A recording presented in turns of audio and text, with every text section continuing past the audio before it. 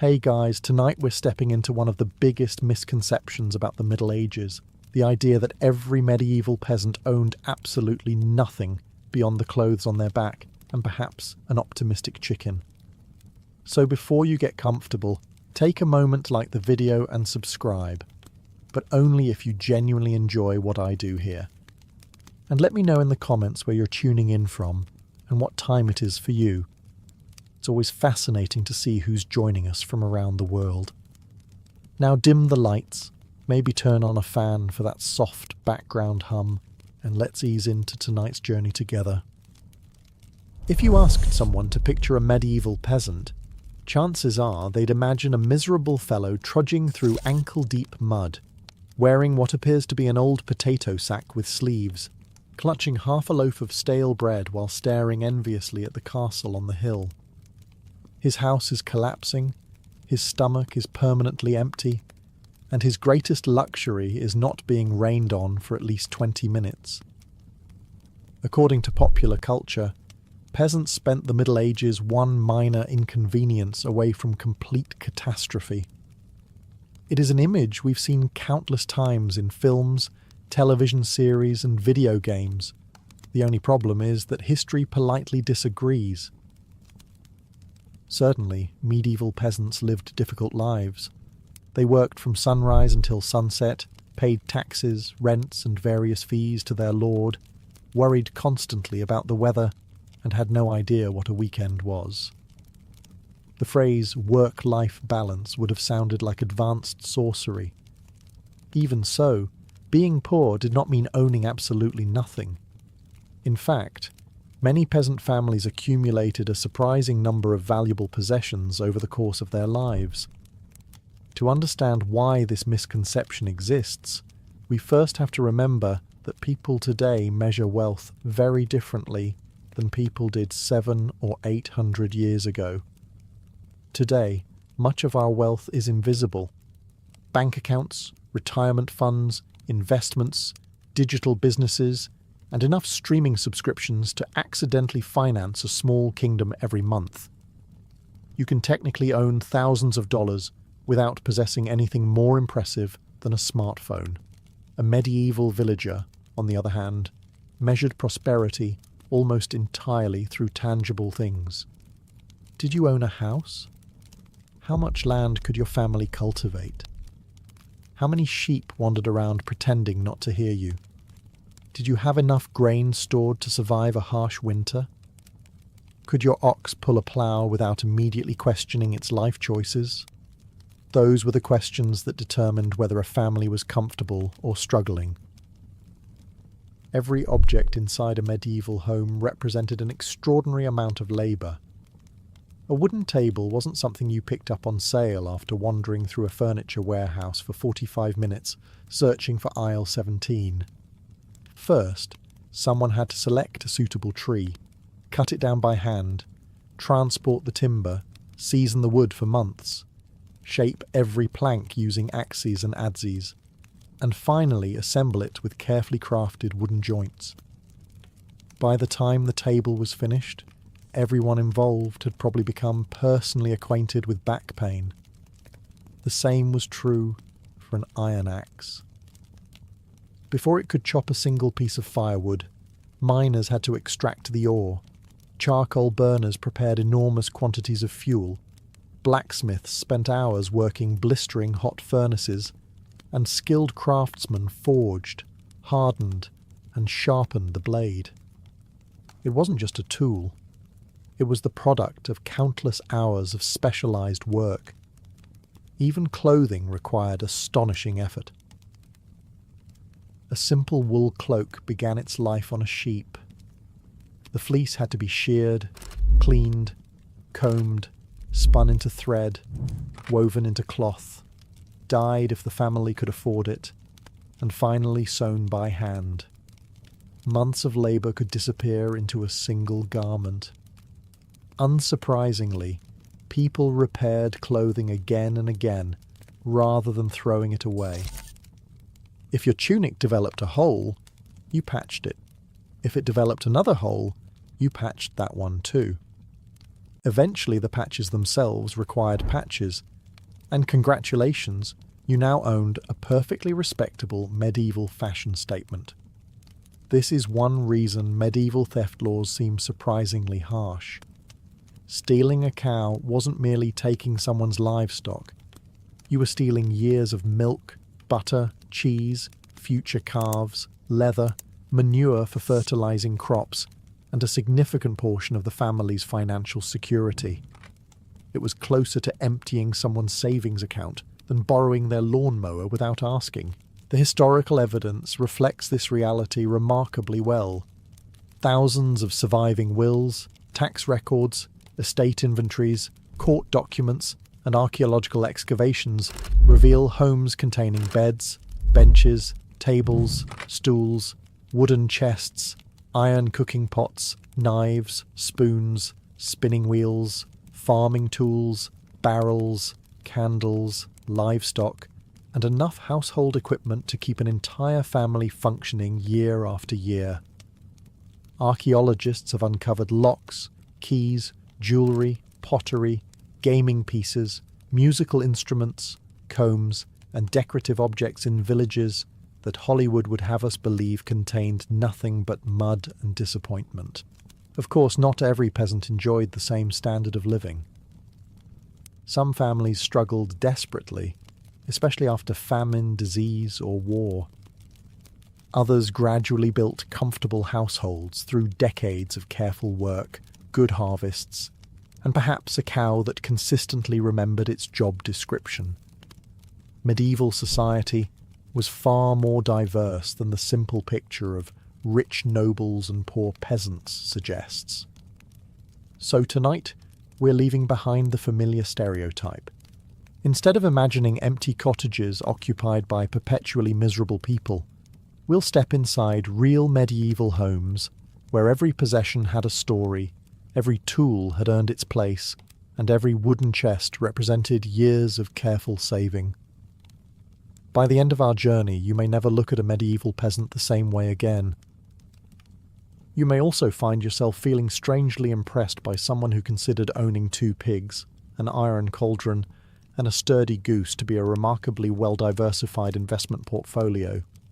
Frankly, the goose was probably the most unpredictable asset. For many people today, the phrase medieval peasant's house immediately brings to mind a tiny shack that looked as though a particularly strong gust of wind could convert it into firewood. Surprisingly, many of these homes were sturdier and more valuable than we give them credit for.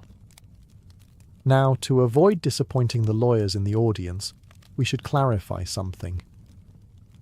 Owning a medieval house wasn't always the same as owning the land beneath it. In much of medieval Europe, the local lord technically owned the manor, while peasant families held the right to occupy and work particular plots. Think of it as an arrangement with considerably more chickens and considerably fewer pages of legal fine print. Still, the house itself often belonged to the family. Parents built it, children repaired it, grandchildren inherited it. Some cottages remained in the same family for generations, slowly expanding as each generation added another room, rebuilt a wall, or replaced aging timbers. Medieval home improvement was less about choosing between modern and rustic decor, and more about hoping the roof survived another winter. Building a house required an enormous investment of labour. Timber had to be cut, hauled, and shaped by hand. Stone foundations, where available, demanded days of backbreaking work. Walls might be constructed from woven branches covered with clay, straw, and manure, a surprisingly effective mixture once it dried. The roof required hundreds of bundles of carefully prepared thatch, tied together with remarkable skill. It wasn't glamorous, but it worked. A well-maintained thatched roof could last 20 or 30 years before needing major repairs. And despite modern jokes, medieval cottages did not spontaneously burst into flames every Tuesday. Inside, the home was far from empty. The central hearth provided warmth, light, and a place to cook. Smoke drifted upward through the roof, which admittedly wasn't ideal for anyone hoping to preserve a spotless ceiling. On the bright side, the constant smoke helped discourage insects and preserved the wooden beams. Your eyes watered, but the termites were equally unhappy. Furniture was simple but functional. A sturdy table, several benches, wooden stools, storage chests, shelves, and one or more beds filled the space. Wealthier peasant families might even have separate sleeping areas, while poorer households often shared a single room with children, grandparents, and occasionally a few animals during especially harsh winters. Sharing your bedroom with a cow may sound unpleasant today. To a medieval family, however, it made perfect sense. The animal stayed warm, was less likely to be stolen, and produced body heat that helped warm the house. Modern central heating is certainly more convenient, but it rarely provides fresh milk in the morning. By the end of the Middle Ages, many prosperous villagers owned homes that reflected decades of careful work and steady improvement.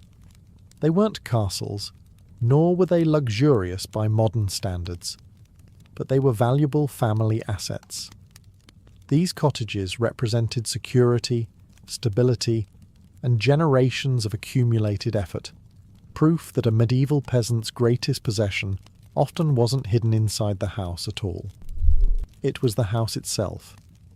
If a medieval peasant had been asked what their most valuable possession was, they almost certainly wouldn't have pointed to their house, their livestock, or even that expensive iron cooking pot they guarded as if it contained the Holy Grail. They would have pointed to the ground beneath their feet. Land was everything. Not because it was beautiful, although a healthy wheat field certainly had its charms, but because nearly every aspect of survival depended on it. No land meant no crops. No crops meant no bread. No bread meant a very unpleasant conversation with your stomach that could last all winter. Of course, owning land during the Middle Ages was rarely straightforward. Across much of Europe, the local lord legally owned the manor. Peasant families instead held customary rights to farm particular strips of land, sometimes paying rent in labour, produce, or money. It sounds terribly restrictive to modern ears, but many of these rights were remarkably stable. The family's fields often passed from parents to children for generations, creating a strong sense that the land was, for all practical purposes, theirs. Imagine looking across a field your grandfather had ploughed, your father had planted, and now your own children were learning to cultivate. That connection ran deep. Unlike modern farms, medieval villages usually divided farmland into long, narrow strips scattered across enormous open fields. One family might farm 20 or 30 separate strips spread throughout the village. At first glance, this arrangement seems wonderfully inconvenient, almost as if someone had organised agriculture by throwing darts at a map. There was actually a reason for it. Different parts of the countryside had different soil quality. Some strips were fertile, others rocky.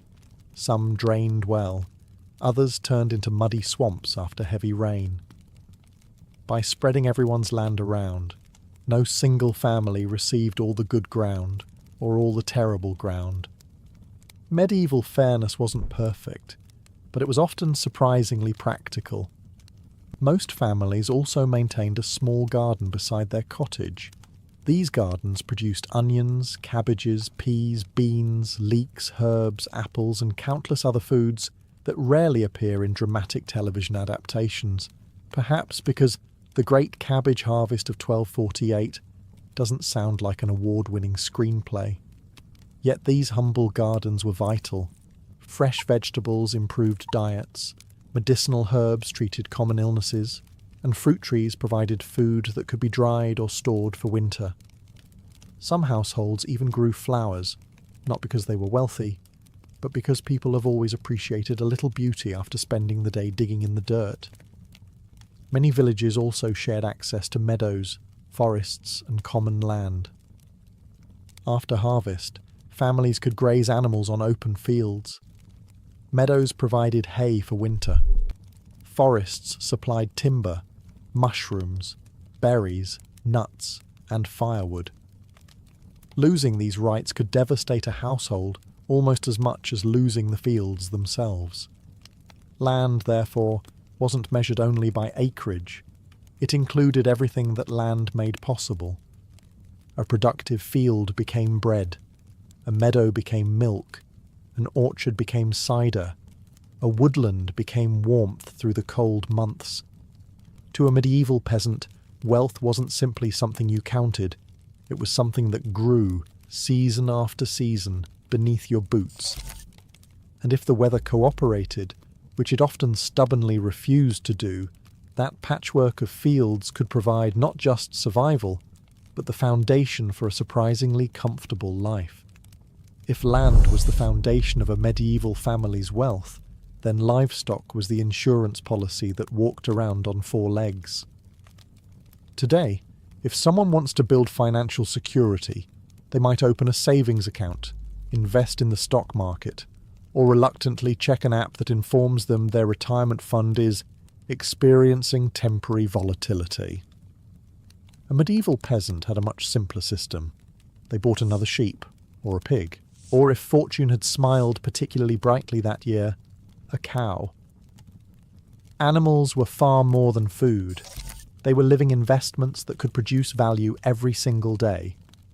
A healthy cow provided milk, which could be turned into butter and cheese. Those products lasted much longer than fresh milk and could be sold at nearby markets. A single dairy cow could support an entire household, making it one of the most valuable possessions an ordinary family could own. Oxen were even more impressive. Unlike horses, which were expensive to purchase and maintain, oxen were the dependable workhorses of medieval agriculture. They pulled heavy ploughs through dense soil, hauled carts full of grain, transported timber, and generally spent their lives performing jobs that would leave most modern gym enthusiasts requesting several weeks off. Without an ox, ploughing large fields became painfully slow. With one, a family could cultivate far more land, harvest more grain, and ultimately build greater prosperity. Sheep offered a different kind of wealth. Every year they produced fresh wool, one of medieval Europe's most valuable resources. Wool could be spun into thread, woven into cloth, and turned into clothing or blankets. In many regions, wool became such an important trade commodity that entire towns grew wealthy from producing it. A flock of sheep wasn't simply grazing, it was quietly manufacturing next year's wardrobe. Pigs, meanwhile, earned their reputation as remarkably efficient investments. Unlike cows or sheep, pigs could eat almost anything. Kitchen scraps, fallen acorns, forest roots, leftover vegetables, and countless other foods unsuitable for humans could all become pork. They required relatively little pasture and reproduced quickly, making them ideal for growing families. The medieval pig was essentially nature's recycling program, although admittedly with considerably louder opinions. Even chickens played an important role. A few hens provided eggs throughout much of the year, while extra birds could be sold or exchanged with neighbours. Geese guarded farmyards with surprising enthusiasm, often proving more suspicious of strangers than many village dogs. Anyone considering sneaking into a medieval farm usually discovered that geese possessed both excellent hearing and absolutely no interest in diplomacy. Some families also kept goats, particularly in rocky regions where cattle struggled to graze. Goats supplied milk, cheese, and occasionally demonstrated an extraordinary ability to escape almost any enclosure ever constructed. It seems some traditions have survived the centuries completely unchanged. Perhaps the most overlooked livestock of all were bees. Many monasteries and peasant households maintained beehives because honey was the primary sweetener available to most people. Sugar remained a rare luxury imported from distant lands, but honey could sweeten food, preserve fruit, and even produce mead. Bees also provided wax for candles, an everyday necessity long before anyone could simply flip a light switch. Because animals represented so much wealth, protecting them became a matter of survival. Livestock theft was treated as a serious crime.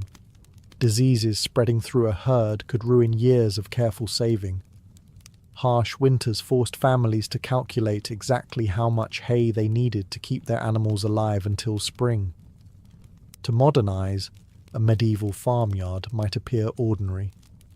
To the family living there, every moo, cluck, bleat, grunt, and occasionally rather aggressive honk represented something much greater. It represented security, income, food, and the hope that next year might be just a little better than the last. In a world without banks, pensions, or insurance companies, the livestock in your yard was quite literally your savings account, and unlike today's financial advisors, it occasionally laid eggs. Walk into a medieval peasant's kitchen, and at first glance you might think there isn't much to see. A fire burns in the hearth. A blackened iron pot hangs above the flames. A few wooden bowls sit on a shelf. Bread cools on the table, while bundles of herbs hang from the rafters. Simple, but don't let simplicity fool you. Almost everything in that room represented months, sometimes years, of careful saving. Let's start with the most important object in the house, the cooking pot. Today, if your saucepan wears out, you can drive to a store or order another one online without giving it much thought. A medieval peasant couldn't do that. An iron cauldron required miners to dig iron ore, charcoal burners to prepare fuel, blacksmiths to smelt and forge the metal, and merchants to transport the finished product to market. By the time that pot reached your kitchen, dozens of people had contributed to its creation. It was expensive. Really expensive. Many families owned only one large iron pot, and it served nearly every meal for decades. Porridge, vegetable stew, soups, beans, meat when fortune smiled, and enough cabbage to convince future generations that medieval cuisine had entered into an exclusive relationship with the vegetable. If the pot cracked, it wasn't simply annoying. It was a household emergency. Wooden bowls and spoons were far cheaper, but they still required skilled craftsmanship. A village carpenter carefully carved each piece by hand, often from maple, beech, or ash. Families treasured them, repaired them when possible, and replaced them only when absolutely necessary. Knives were another prized possession. Most people owned only one general-purpose knife, carried almost everywhere. It prepared food, cut rope, carved wood, repaired tools, and occasionally reminded overly curious geese to maintain a respectful distance. Forks, meanwhile, were still uncommon across much of medieval Europe. People usually ate with knives, spoons, and their fingers, which historians politely describe as traditional dining practices. Food storage mattered just as much as cooking. Large wooden barrels stored grain, ale, salted meat, and preserved vegetables. Clay jars held butter, cheese, honey, and dried herbs.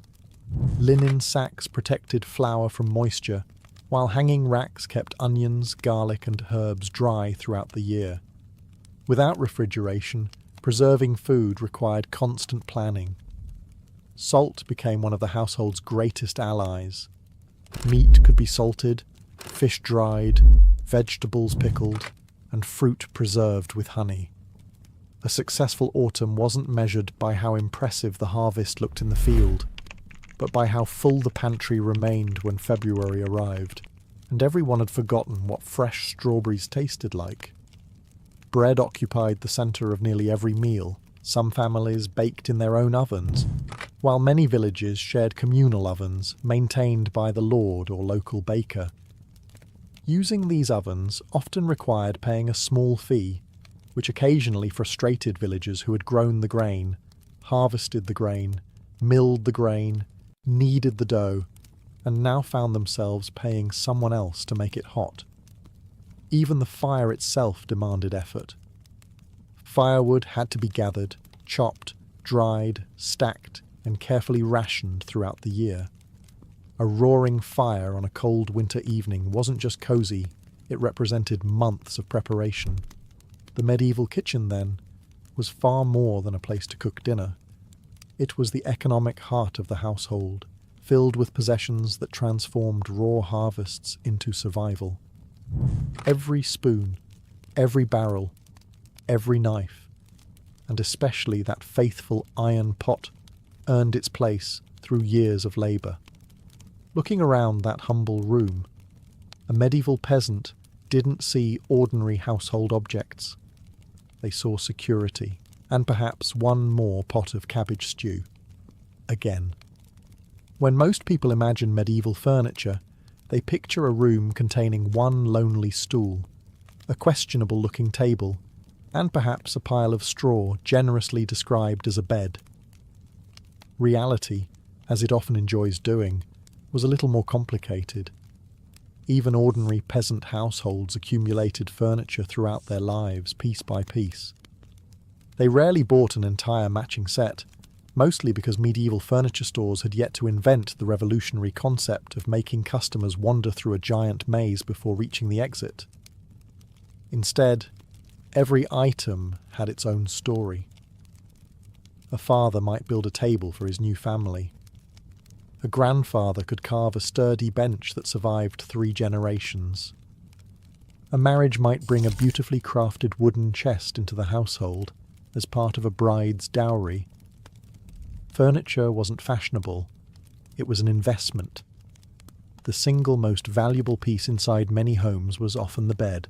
Now, before your imagination starts picturing a luxurious mattress with memory foam and adjustable lumbar support, lower your expectations by approximately 800 years.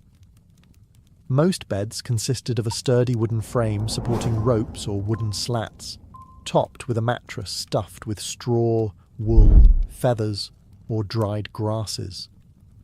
Wealthier peasant families sometimes owned feather mattresses, which were considerably softer and represented genuine prosperity. A feather bed was something to be proud of. It also had the remarkable ability to collect every feather that escaped over the years, slowly decorating the bedroom like an extremely slow snowstorm. Beds were expensive. So expensive, in fact, that they frequently appeared as individual entries in wills. Parents carefully decided which child would inherit the family's best bed, because everyone understood its value. A good bed could last decades with proper maintenance, and replacing one required an enormous amount of timber, craftsmanship, and labour. Tables occupied the centre of family life. Meals were eaten there. Tools were repaired there. Children learned household skills there. Neighbours gathered around it during celebrations, while disputes were sometimes settled across its worn wooden surface. It wasn't merely furniture. It was the social centre of the home. Benches and stools surrounded the table. Unlike modern dining chairs, benches served several purposes at once. They provided seating during meals, places to work during the day, and occasionally makeshift beds for unexpected guests. Medieval furniture believed firmly in multitasking. There simply wasn't enough room or money for anything else. Then there were the chests. If one object symbolized a family's accumulated wealth, it was the wooden chest. Almost every household owned at least one. These sturdy boxes stored clothing, blankets, legal documents, coins, family heirlooms, candles, tools, and anything else worth protecting. Many included locks, and owning a lock with an actual key carried a certain prestige. It announced to the village that you possessed something valuable enough to discourage curious neighbours with unusually flexible moral standards. Shelves lined the walls, holding pottery, wooden bowls, drinking cups, and cooking utensils. Pegs supported cloaks, hats, baskets, and tools. Every bit of available space was used efficiently, because cottages were not exactly famous for their spacious open-floor plans. Open your wardrobe for a moment. Now imagine that every shirt hanging inside required months of work to produce. Suddenly that old sweater you've been meaning to donate doesn't seem quite so ordinary. For a medieval peasant, clothing was one of the most valuable possessions a family could own. It wasn't something you bought because this season's colours had changed, or because an advertisement convinced you that you absolutely needed another jacket, despite already owning 6 remarkably similar ones. Every garment represented an extraordinary investment of time. It all began with the sheep. Each spring, the flock was carefully sheared, producing thick fleece that looked rather unimpressive at first glance. That wool then had to be washed repeatedly to remove dirt, grease, and whatever embarrassing adventures the sheep had experienced over the previous year. Next came carding, where the fibres were combed until they lay neatly together. Only then could spinning begin. Using a spindle or spinning wheel, someone, usually the women of the household, slowly twisted loose fibres into thread. It was patient, repetitive work that could occupy countless evenings beside the hearth. One conversation after another, one story after another, and still the thread continued to grow. Once enough yarn had been produced, it was woven into cloth on a loom. Weaving itself demanded remarkable skill. A single mistake could weaken an entire piece of fabric, meaning hours of careful work might need to be redone. Modern machines can weave miles of cloth in a day. A medieval weaver considered it a productive afternoon if nobody accidentally tangled half the loom. After weaving came cutting and sewing. Unlike modern clothing factories, there was no room for waste. Every scrap of cloth was carefully measured because fabric itself was precious. Small leftover pieces were saved for patches, children's clothing, or future repairs. Nothing useful was thrown away, which is fortunate because repairs were constant. A torn sleeve wasn't replaced. It was mended. A worn elbow received a patch, then another patch. Eventually the patches themselves became worn and required patches of their own. Medieval fashion often followed the simple principle that if enough stitches held something together, then technically it was still one garment. Most peasant families owned surprisingly few outfits. An ordinary person might have one set of working clothes for everyday labour, and a better set reserved for Sundays, religious festivals, weddings, or other important occasions. That good tunic might be worn only a handful of times each year and carefully stored afterward to preserve it as long as possible. Cloaks were especially prized. A thick wool cloak protected against rain, wind, and winter cold. Considering medieval weather forecasts generally consisted of looking at the sky and hoping for the best, a dependable cloak could feel almost miraculous. Belts completed many outfits, serving a purpose far beyond simply keeping trousers where everyone politely expected them to remain. Knives, purses, pouches, tools, keys, and countless everyday items hung from belts. Leaving the house without one was rather like forgetting your wallet, your backpack, and your phone all at once, though admittedly with fewer notifications demanding your attention. Shoes were another significant expense. Most were made from leather and repaired repeatedly by local cobblers. Soles wore thin, stitching loosened, and holes appeared after years of walking muddy roads and rocky fields. New shoes weren't purchased because they looked stylish. They were purchased because the old pair had finally surrendered after a heroic career. Clothing also carried emotional value. Parents passed garments down to children. Wedding clothes became family treasures. Fine cloaks appeared in wills alongside livestock and furniture. A well-made garment wasn't merely fabric stitched together. It represented hundreds of hours of labour, generations of practical knowledge, and a family's determination to care for what they owned. In medieval Europe, Your wardrobe wasn't about impressing strangers. It was about staying warm, surviving another winter, and proving that careful craftsmanship could outlast fashion by several centuries. If you could travel back to a medieval village and ask a peasant to show you their most valuable possessions, don't be surprised if they walked straight past the family chest, ignored the feather mattress, and proudly picked up an old, slightly rusty axe. It may not look impressive, but that axe could be the reason the family had a house, firewood, fences, furniture, and enough timber to survive the winter. In the Middle Ages, tools were wealth, not metaphorically, quite literally. A good tool could increase a family's harvest, save countless hours of labour, and last for decades if properly maintained. Losing one wasn't merely inconvenient, it could threaten an entire year's work. Take the plough, for example. It was arguably the single most important agricultural tool in medieval Europe. Heavy iron ploughs allowed farmers to turn the dense clay soils of northern Europe far more effectively than older wooden designs.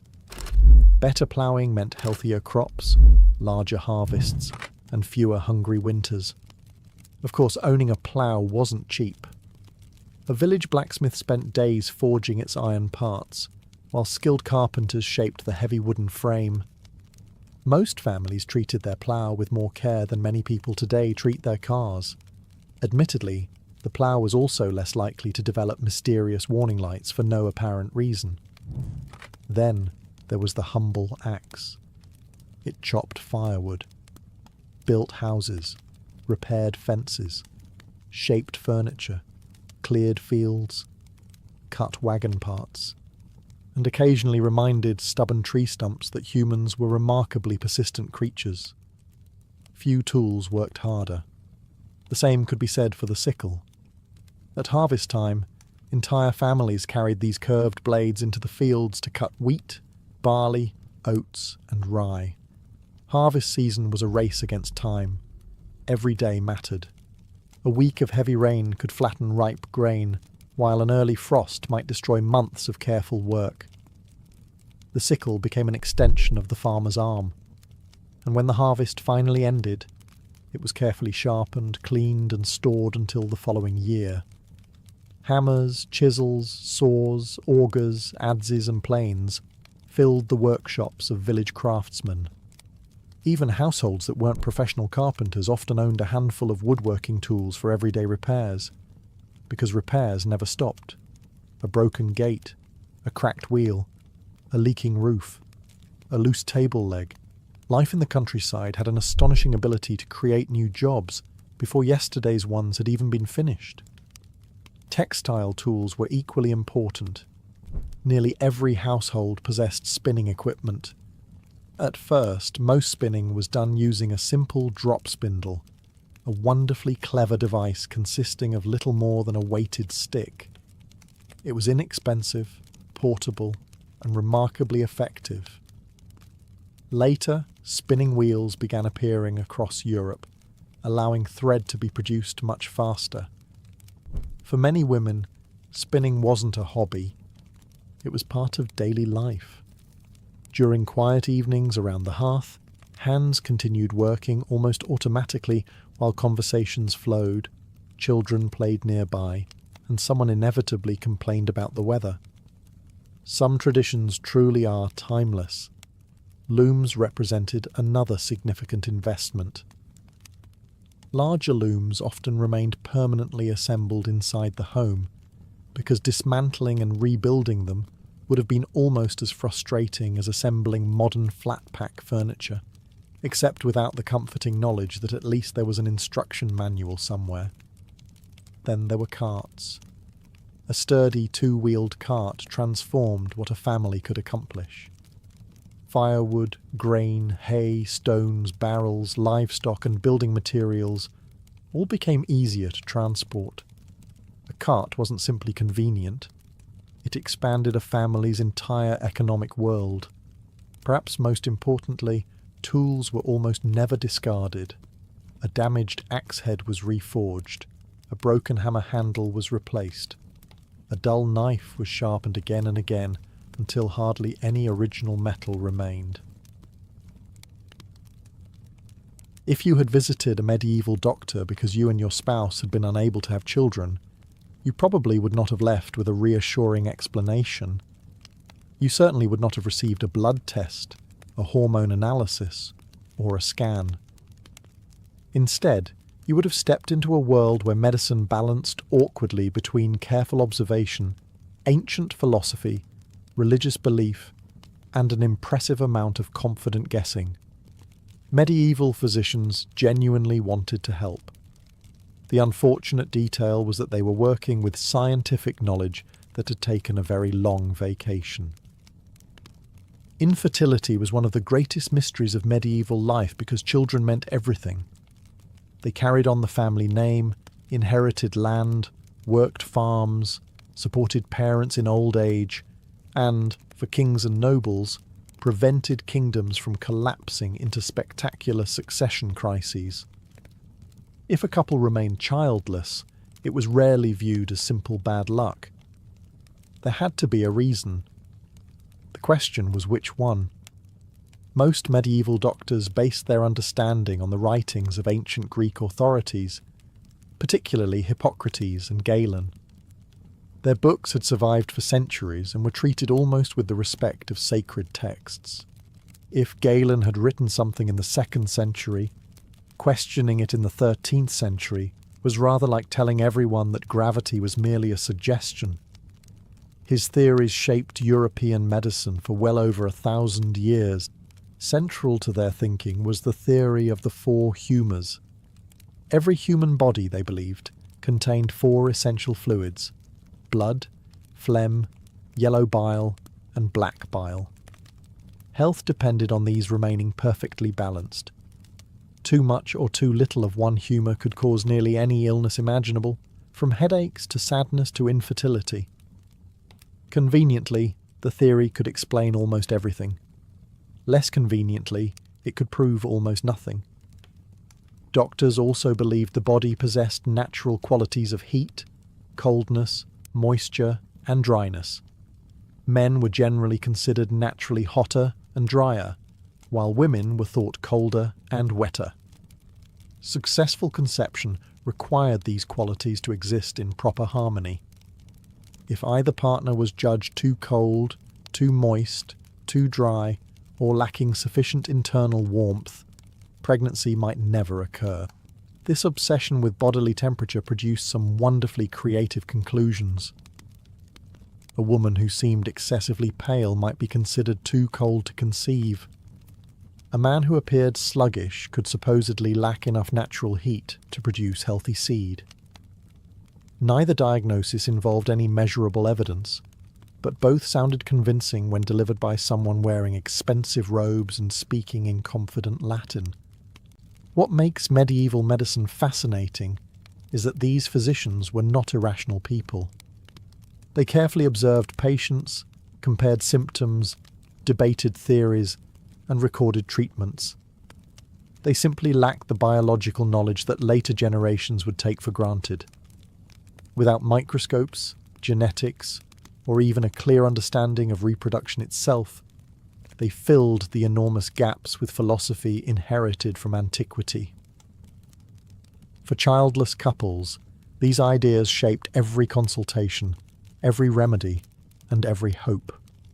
Before herbs were prescribed or prayers were offered, the doctor first needed to determine which invisible imbalance had supposedly turned the body against its own most important duty, and from there, the explanations only became stranger.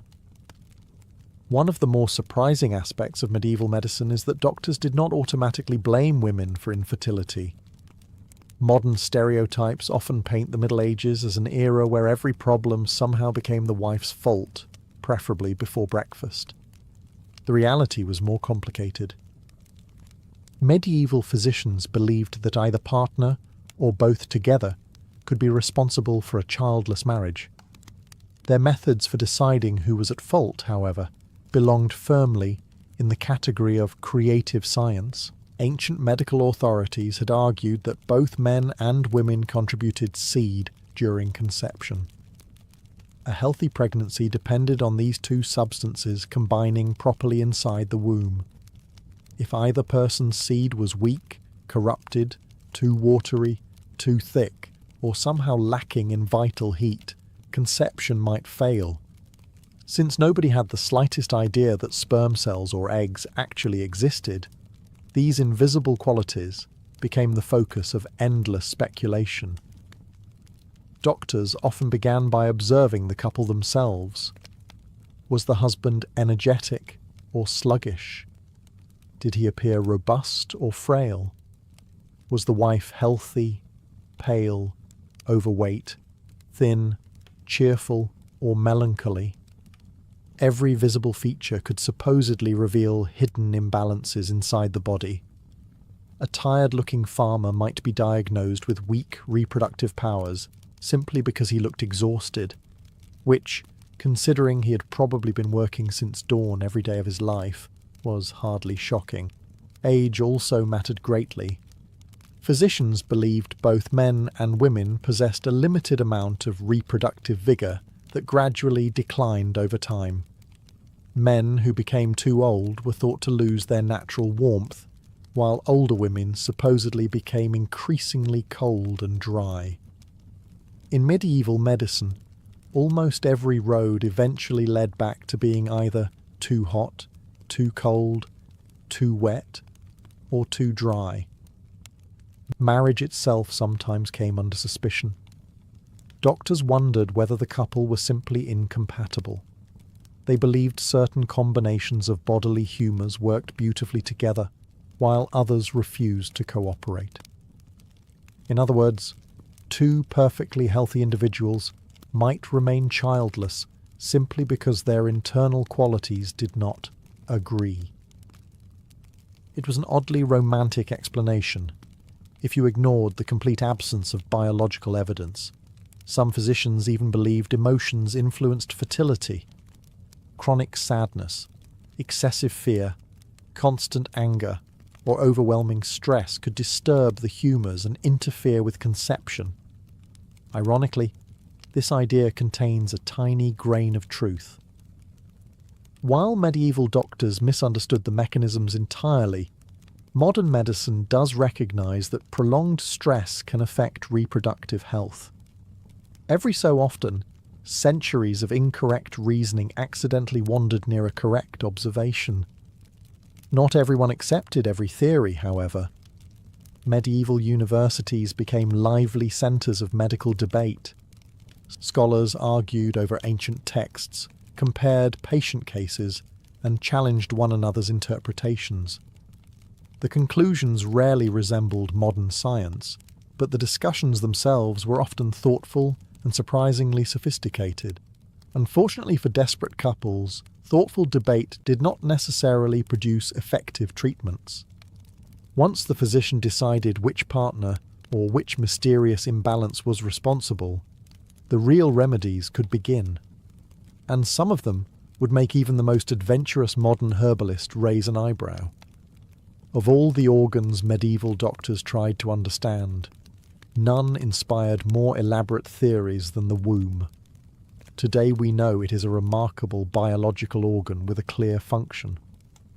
To many physicians during the Middle Ages, however, the womb seemed almost like an independent creature living inside the female body, temperamental, unpredictable, and occasionally determined to make life as complicated as possible. One of the most enduring beliefs inherited from ancient medicine was that the womb could become unhealthy if it remained unused for too long. Marriage and pregnancy were therefore considered not only socially desirable, but medically beneficial. A woman who remained unmarried into adulthood might, according to some physicians, suffer from retained fluids, dangerous vapours, or an accumulation of excess humours that interfered with fertility. In other words, the womb supposedly became bored. Modern gynecologists, thankfully, have retired this diagnosis. Doctors believed the uterus needed to be warm, moist, and properly positioned for conception to occur. If it became too cold, They imagined it could no longer receive or nurture the man's seed. If it became too dry, pregnancy would supposedly fail before it even began. These ideas all stemmed from the larger theory of humours, where every organ possessed its own delicate balance that required constant maintenance. The position of the womb also attracted enormous attention. Medieval physicians believed it could tilt, twist, sink, or even rise higher within the abdomen. Some inherited the ancient idea of the wandering womb, which suggested the uterus might move throughout the body, pressing against other organs, and causing symptoms ranging from shortness of breath to fainting spells. Fortunately for anatomy, the uterus is held firmly in place by muscles and ligaments, making spontaneous sightseeing tours around the body impossible. Because they thought the womb responded to smells, doctors sometimes recommended remarkably unusual treatments. Pleasant fragrances were applied near the lower body to encourage the womb downward into its proper position, while foul-smelling substances were held near the nose to drive it away from the upper body. The underlying logic was surprisingly consistent. If an unpleasant smell could make a person leave a room, perhaps it could persuade an organ to do the same. Physical appearance also entered the diagnosis. Women who were considered overly thin might be judged incapable of nourishing a child. Women who were heavier could be accused of having excessive moisture that smothered conception. There seemed to be a very narrow path between too little and too much, and physicians rarely agreed on exactly where it lay. Despite these misconceptions, medieval doctors genuinely tried to explain recurring patterns they observed.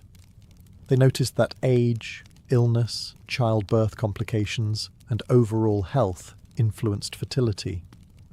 Lacking any understanding of hormones, ovulation, or reproductive anatomy, they interpreted these patterns through the only framework they possessed. Once they concluded that the womb itself was the obstacle, treatment shifted toward restoring its supposed balance. That meant warming it, cleansing it, strengthening it, and above all, persuading it to cooperate. As you might expect, this opened the door to an astonishing collection of herbs, oils, baths, and remedies that ranged from surprisingly sensible to wonderfully bizarre. Once a medieval doctor had decided why a couple could not conceive, the next step was treatment. This was where medicine became an intriguing blend of botanical knowledge, ancient philosophy, practical experience, and a healthy dose of optimism. Physicians rarely admitted they had no answer. If nature had caused the problem, then surely nature also provided the cure. Whether the cure actually worked was another matter entirely. Herbal medicine formed the backbone of almost every fertility treatment. Medieval doctors drew upon hundreds of plants described by Greek, Roman, and later Arabic scholars. Some herbs were believed to warm the womb, others cooled excessive heat, while still others supposedly purified the blood or restored balance to the humours. Every plant possessed its own personality. Rosemary strengthened the body. Sage promoted vitality. Fennel improved circulation. Mugwort became one of the most famous herbs associated with women's reproductive health. Interestingly, a handful of these herbs do contain compounds that affect the body, although rarely in the miraculous ways medieval physicians imagined.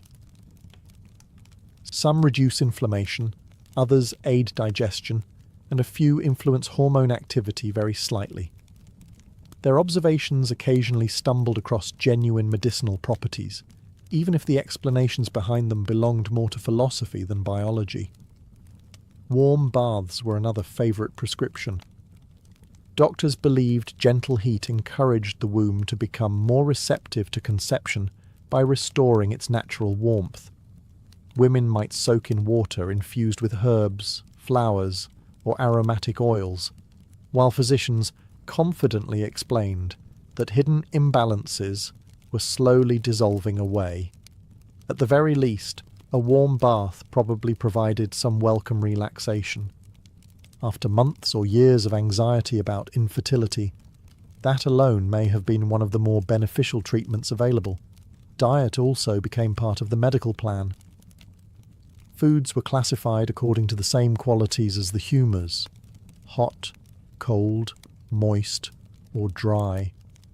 Lamb, eggs, almonds, figs, and certain wines were often recommended to strengthen reproductive power.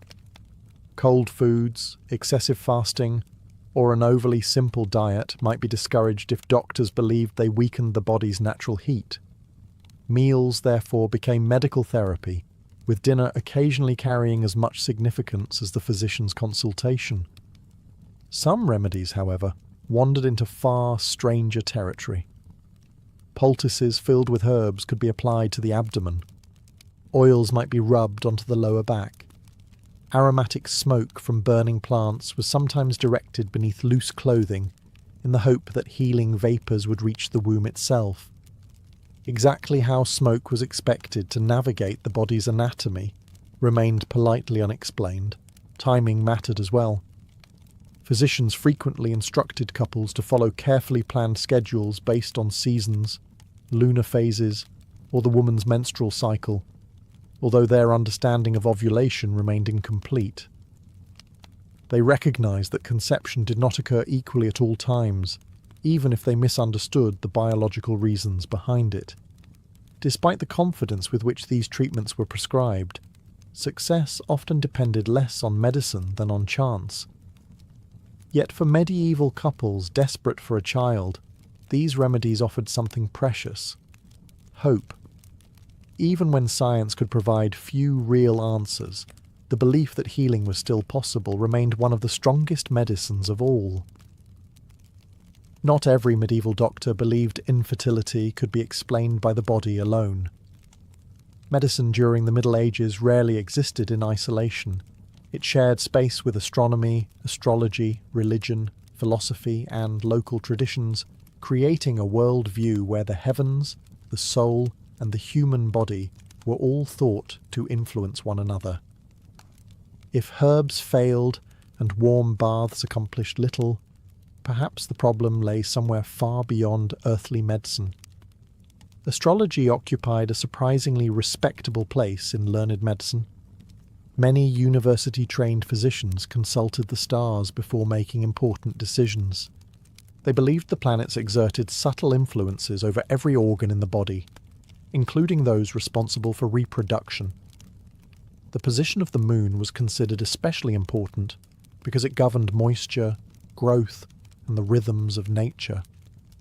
Since pregnancy itself followed a predictable cycle, many concluded that the moon must surely play a role. Doctors sometimes advised couples to attempt conception only under favourable planetary alignments. Certain zodiac signs were believed to encourage fertility, while others supposedly weakened it. A physician might spend considerable time calculating celestial positions before recommending the ideal moment for marital relations. Whether the stars actually cared about human family planning remains one of history's more unanswered questions. Religion offered another explanation that medicine alone could not provide. Many Christians believed children were ultimately gifts from God. If a couple remained childless despite every available treatment, some concluded that divine will was involved. This did not necessarily mean they were being punished. Infertility might instead be viewed as a mysterious test of faith, much like the biblical stories of Sarah, Hannah, or Elizabeth, who all experienced long periods without children before eventually giving birth. As a result, prayer often accompanied medical treatment rather than replacing it. Couples visited shrines dedicated to saints associated with fertility, lit candles, offered donations, or embarked on pilgrimages, hoping for divine assistance. Saint Anne, believed to be the mother of the Virgin Mary, became one of the most popular figures to whom childless women prayed. Faith and medicine worked side by side, each filling the gaps left by the other. Relics also played an important role. Churches across Europe claimed to possess holy objects capable of miraculous healing. A fragment of bone, a piece of cloth, or even a vial believed to contain sacred oil might attract couples desperate for children. Some reported miraculous pregnancies afterward. Modern historians, of course, cannot verify such claims, but they illustrate how hope remained as powerful as any prescription. Not everyone looked to heaven alone. In villages, folk traditions flourished alongside university medicine. Wise women, local healers, and experienced midwives recommended charms, protective amulets, or simple rituals passed down through generations. Learned physicians often dismissed these practices as superstition, yet ordinary people frequently trusted them just as much as expensive medical consultations. For medieval couples, infertility was never merely a medical condition. It touched every part of life, body, mind, family, community, and faith. When physicians ran out of explanations, the stars, the saints, and centuries of tradition were always waiting to offer another possibility. And as the search for answers continued, the line between medicine and superstition became increasingly difficult to see. If you were living in medieval Europe and struggling to have children, the most educated physician in the city might not actually be the person with the most practical experience. That distinction often belonged to the local midwife. While university-trained doctors spent years studying ancient books written in Latin, midwives spent decades observing real pregnancies, real births, and real women. Their classrooms were homes, not lecture halls, and their textbooks were experience itself. This created an interesting divide. Physicians possessed prestige and formal education, while midwives possessed something equally valuable: first-hand knowledge. They understood menstruation, pregnancy, childbirth, and recovery, because they witnessed them constantly. A village midwife might assist with hundreds of births during her lifetime, gaining insights that no amount of reading could fully provide. When infertility became a concern, many couples quietly turned to these experienced women. Midwives often asked questions that physicians overlooked. They wanted to know whether menstrual cycles had changed, whether previous pregnancies had ended in miscarriage, whether childbirth injuries had occurred, or whether illness had recently affected either spouse. They could not explain these observations scientifically, but they recognized patterns through repeated experience. Unlike many physicians, midwives tended to focus less on elaborate theories about wandering wombs or planetary influences and more on the woman's daily life. They recommended nutritious food, adequate rest, gentle exercise, warm compresses, and herbal infusions they had seen help other women recover after illness or difficult births. Their advice was not always correct, but it was frequently grounded in practical observation rather than abstract philosophy. That did not mean every remedy was sensible. Folk traditions blended freely with genuine experience. Some midwives suggested carrying particular herbs inside small cloth pouches. Others recommended drinking special broths, prepared during certain phases of the moon. Protective charms, prayers, and blessings were common companions to herbal medicine. In medieval villages, medicine and tradition rarely travelled separately. Church authorities generally respected licensed midwives because childbirth was considered an essential service. However, tension occasionally developed between university physicians and these experienced women. Doctors sometimes dismissed female healers as uneducated or overly dependent on superstition. Midwives, meanwhile, occasionally viewed learned physicians as people who knew impressive Latin words but had surprisingly little experience delivering actual babies. Both sides probably had a point. Interestingly, modern historians believe midwives occasionally stumbled upon genuinely helpful practices. maintaining cleanliness during delivery, encouraging proper nutrition, and recognizing complications early all improved outcomes, even if practitioners did not fully understand why. Unfortunately, without knowledge of bacteria, hormones, or reproductive biology, they could only go so far. For couples facing infertility, however, the emotional support provided by an experienced midwife may have been just as important as any herbal remedy. She listened without judgment, offered reassurance, shared stories of women who conceived after years of waiting, and remained a trusted presence within the community. Sometimes hope itself became part of the treatment. By the late Middle Ages, these two worlds, book learning and practical experience, continued to overlap, disagree, and occasionally cooperate. Yet despite all their combined efforts, the greatest causes of infertility remained completely invisible to them. The true answers would have to wait several centuries for science to catch up. For all the confidence medieval doctors projected, there came a point where medicine simply ran out of explanations. A couple might faithfully follow every prescription, drink every herbal tonic, visit every respected physician within 50 miles, and still remain childless. When that happened, many people began looking beyond medicine altogether.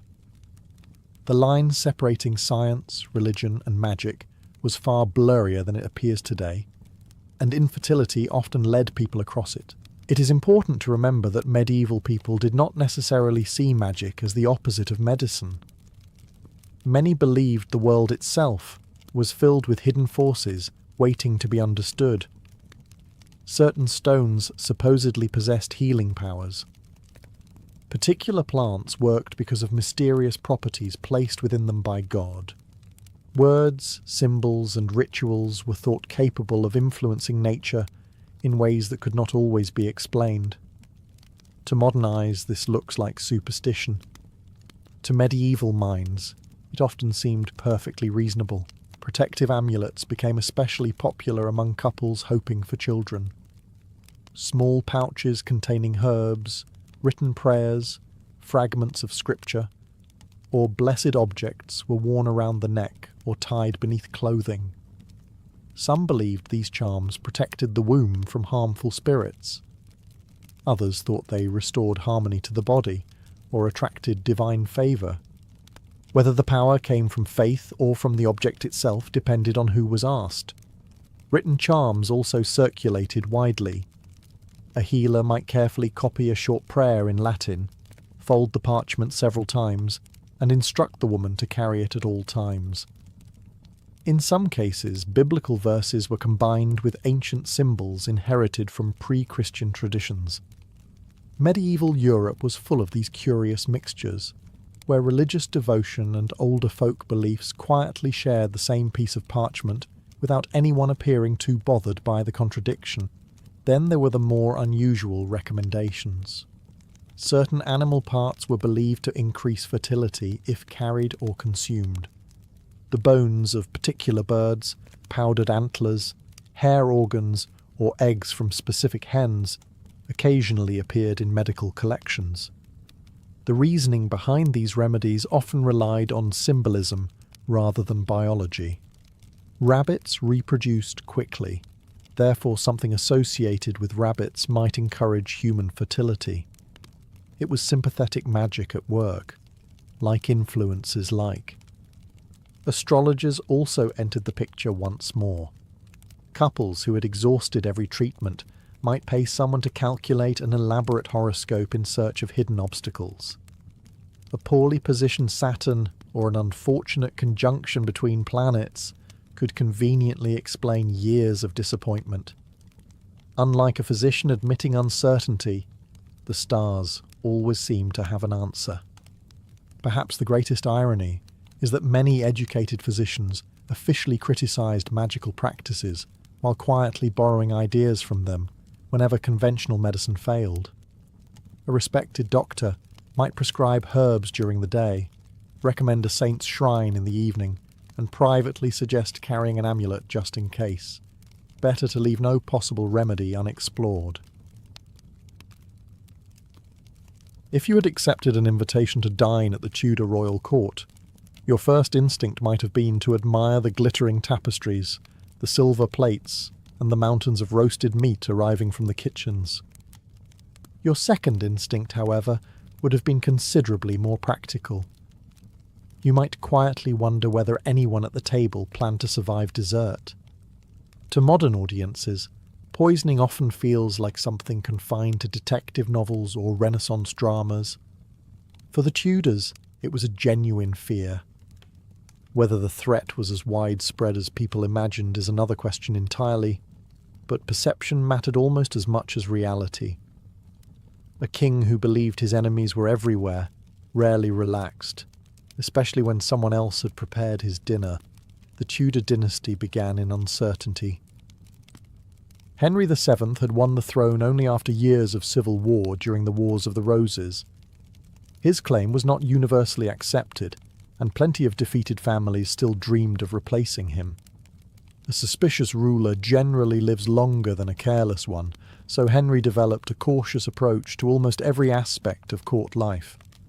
Food was no exception. His son, Henry VIII, inherited that caution and expanded it into something approaching an art form. The king is often remembered for 6 wives, enormous feasts, and an increasingly impressive waistline, but he also ruled during an age of conspiracies. Religious conflict divided England. Powerful noble families competed for influence. Foreign ambassadors constantly gathered information. Court factions formed and collapsed with remarkable speed. Today's trusted advisor could become tomorrow's prisoner in the Tower of London. In such an environment, poison possessed a terrifying reputation. Unlike a sword or dagger, it required no dramatic confrontation. It could be hidden inside wine, mixed into sauces, or stirred into medicine. The victim might not realize anything was wrong until hours later, making it seem almost invisible. Whether poison was actually used as frequently as people feared is debated by historians, but the possibility alone shaped royal behaviour. The irony is that actual poisonings at the Tudor court were relatively uncommon compared to accusations of poisoning. Rumours spread through palaces almost as quickly as servants carried dinner plates. If a nobleman died unexpectedly from illness, whispers immediately began.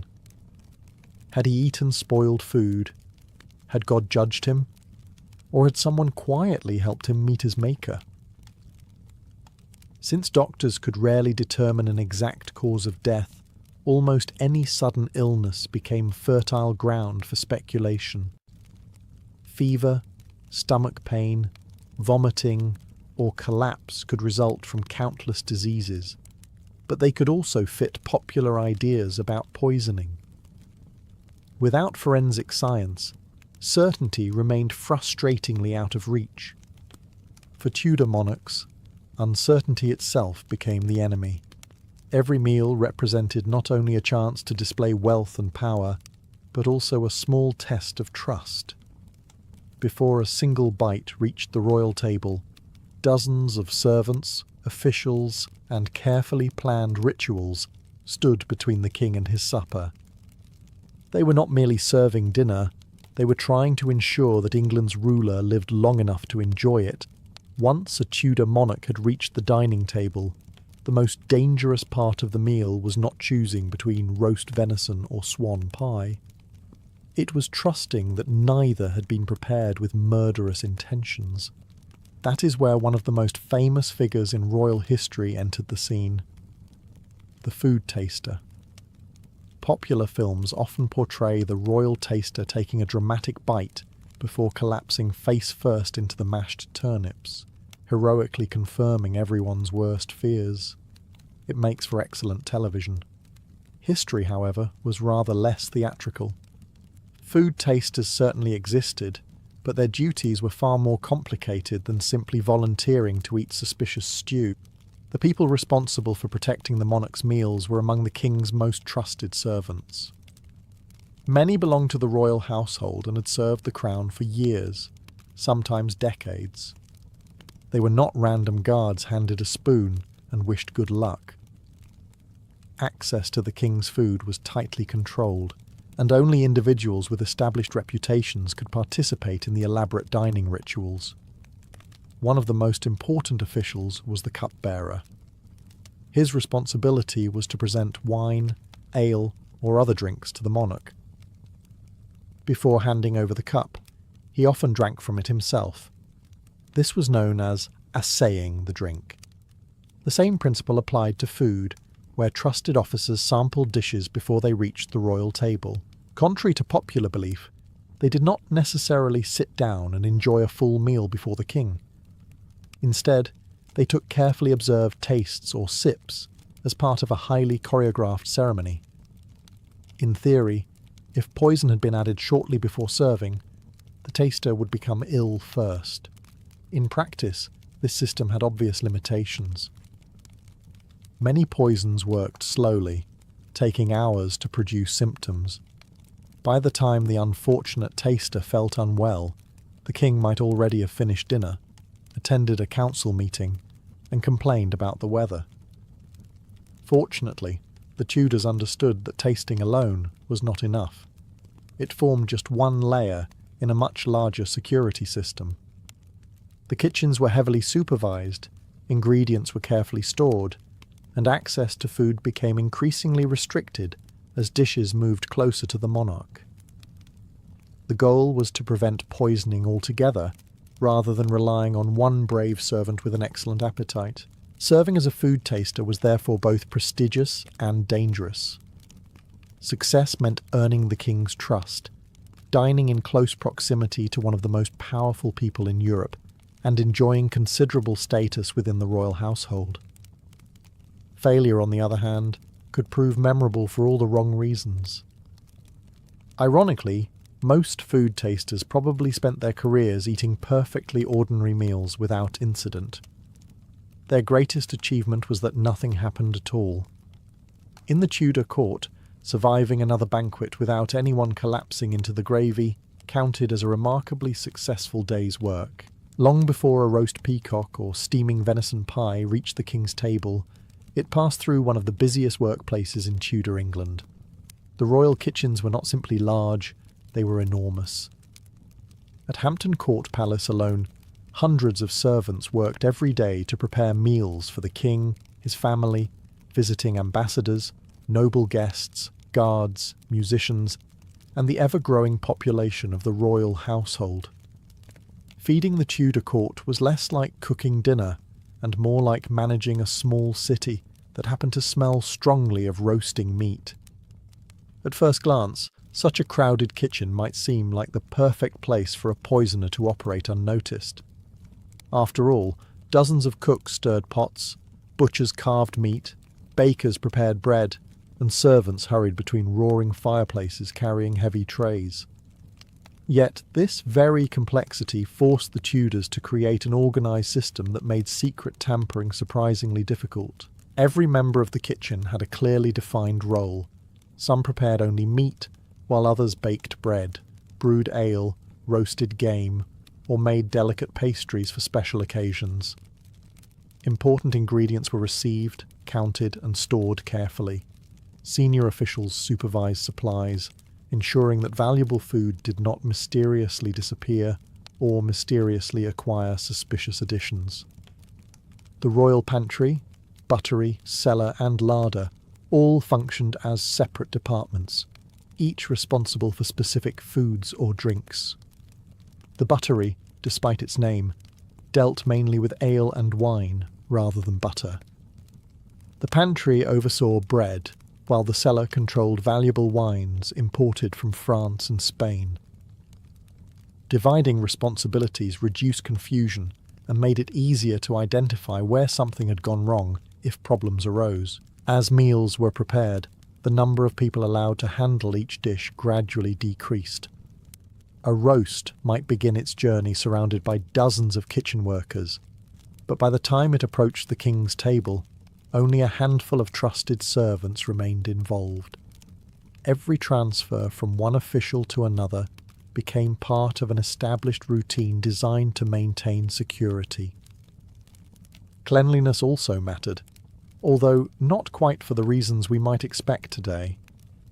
Medieval and Tudor people certainly understood that spoiled food could cause illness, even if they knew nothing about bacteria.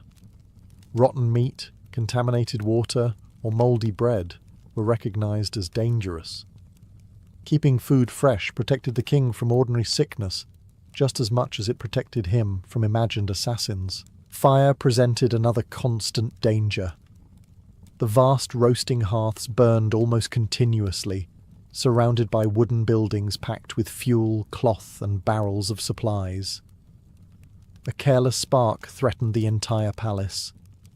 Kitchen discipline therefore protected not only the monarch's dinner, but also the monarch himself. Ironically, despite all the elaborate precautions against poison, the greatest danger lurking in many Tudor kitchens was probably simple food poisoning rather than deliberate poisoning. Undercooked meat, poor preservation, or contaminated water posed far more frequent threats than secret assassins.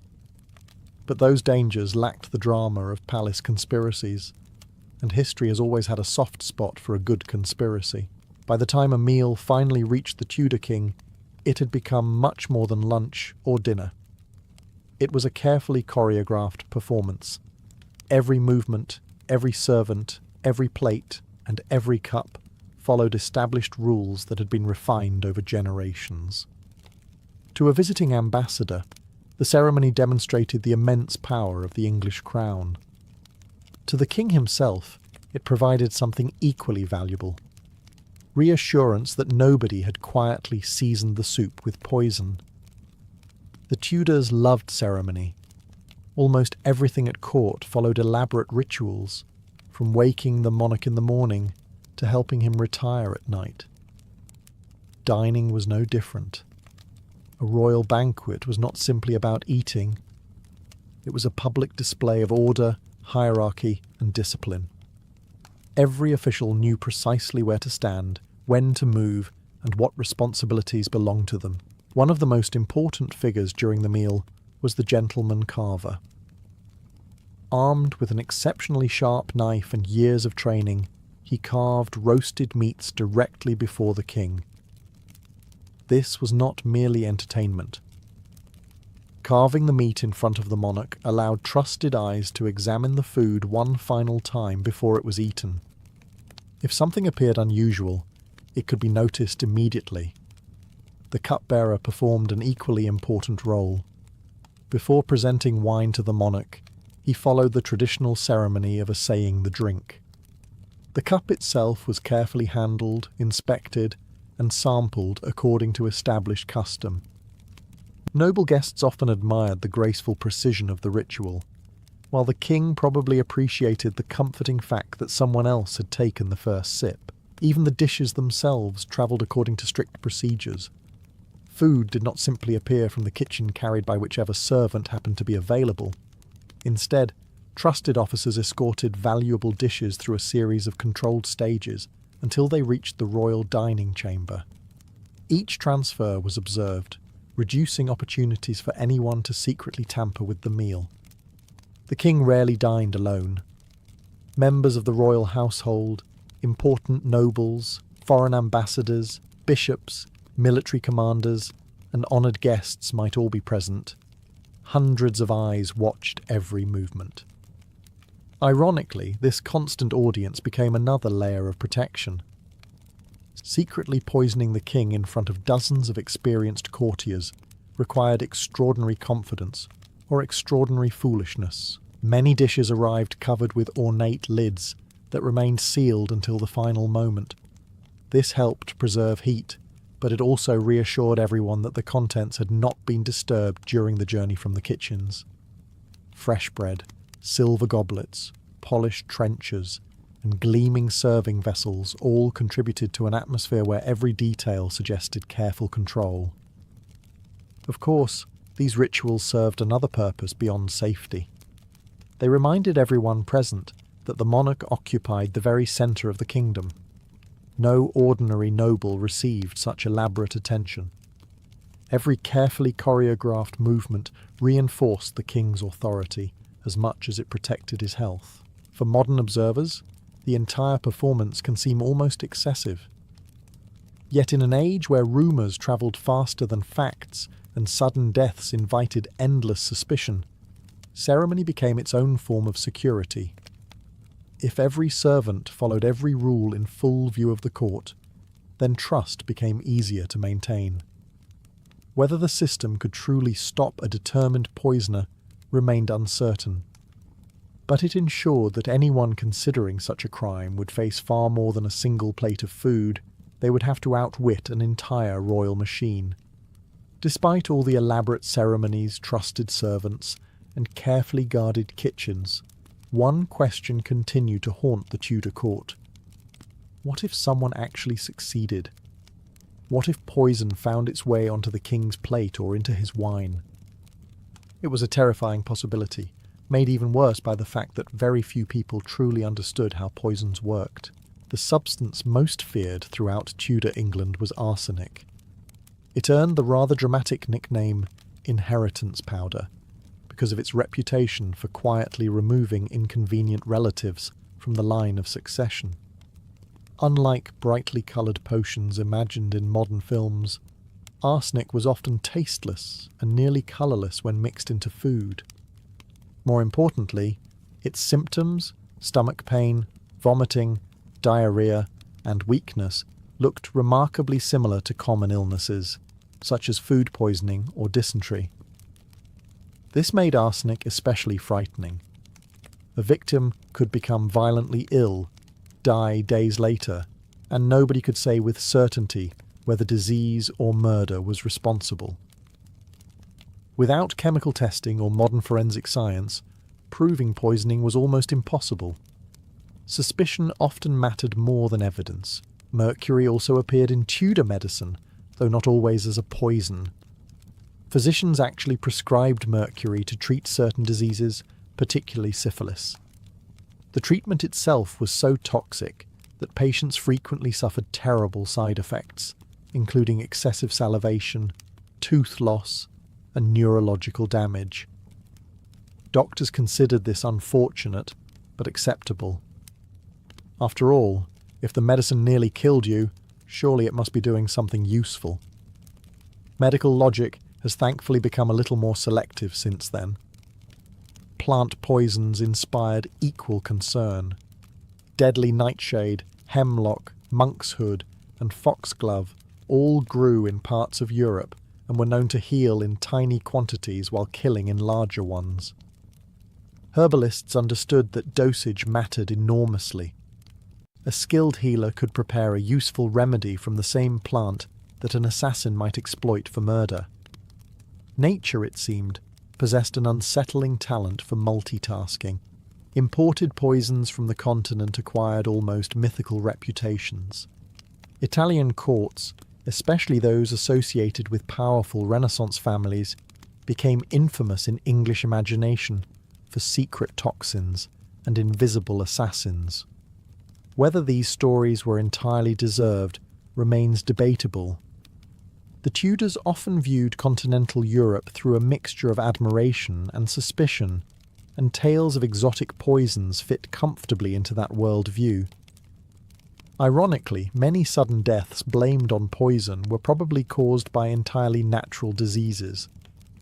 Typhoid, cholera, severe food poisoning, appendicitis, ulcers, and countless infections could produce symptoms nearly identical to those associated with toxic substances.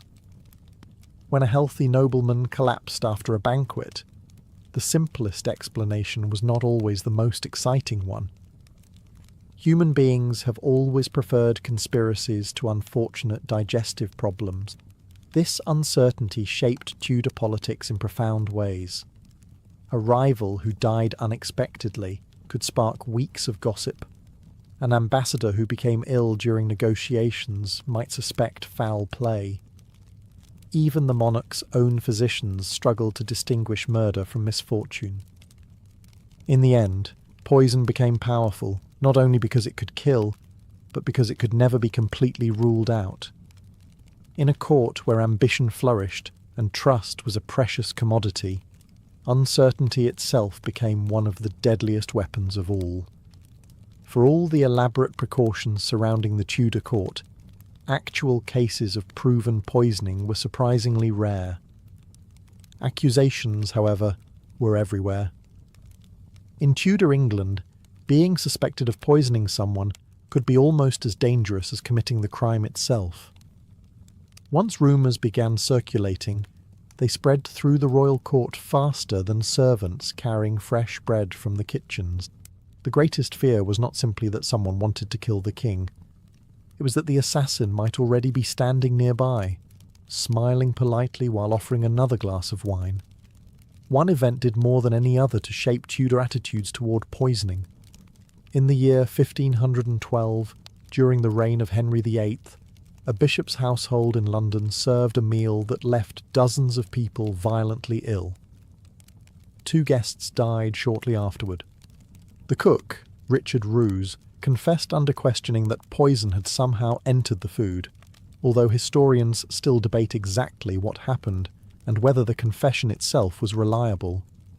Henry VIII reacted with extraordinary severity. Rather than treating poisoning as an ordinary murder, Parliament passed a remarkable law declaring it to be an act of high treason. The punishment reflected the king's horror. Richard Rouse was sentenced to death by being boiled alive in a massive cauldron of water at Smithfield. Even by the brutal standards of the 16th century, this execution shocked many people. Hanging was common. Beheading was reserved for nobles. Boiling alive seemed almost unimaginably cruel. The punishment was designed not only to execute one man, but to terrify anyone else who might consider using poison as a weapon. Whether Rouse had truly intended murder remains uncertain. Some accounts suggest he may have accidentally added poisonous substances while preparing food. Others believed he deliberately targeted the bishop. Since investigations relied heavily on confessions and rumour rather than forensic evidence, the complete truth has probably disappeared forever. The law itself revealed how seriously Henry viewed invisible threats. A sword attack required courage and offered the victim a chance to defend himself. Poison, by contrast, appeared cowardly. It attacked without warning, ignored armour, bypassed palace guards, and could strike even the most powerful ruler while he sat peacefully at dinner. The Tudor court soon became filled with stories of secret plots. Foreign ambassadors were occasionally viewed with suspicion. Rival nobles watched one another carefully. Physicians who prescribed unfamiliar medicines sometimes found themselves under uncomfortable scrutiny. If someone important died unexpectedly, whispers almost always followed. Ironically, many of these rumours had little evidence behind them. A fever could become poison by the time gossip reached the opposite end of the palace. An ordinary stomach illness might transform into an assassination attempt after passing through half a dozen storytellers. Every retelling added another suspicious detail until the tale barely resembled the original event. This atmosphere of constant suspicion shaped everyday life at court. Trust became one of the rarest commodities in Tudor England. A servant delivering a meal, a physician offering medicine, or a noble presenting an expensive gift all had to overcome one invisible obstacle, proving that their kindness concealed no deadly intentions. In the Tudor world, the fear of poison often proved more powerful than poison itself. Sometimes the greatest weapon was not a hidden toxin, but the simple possibility that one might exist. Even after the last plate had been cleared away and the wine cups emptied, the Tudor monarch was not entirely safe. If poison hidden in a banquet failed to reach him, there remained another route straight into the royal body: medicine itself. To modern ears, this sounds alarming. Surely the king trusted his own physicians. He did, but trust in Tudor England was never unconditional. Doctors were respected, richly rewarded, and often highly educated, yet they also possessed something few others had: direct access to the monarch at his weakest moments. They prepared remedies, mixed potions, recommended strange ingredients, and occasionally handed the king substances that looked suspiciously like poison.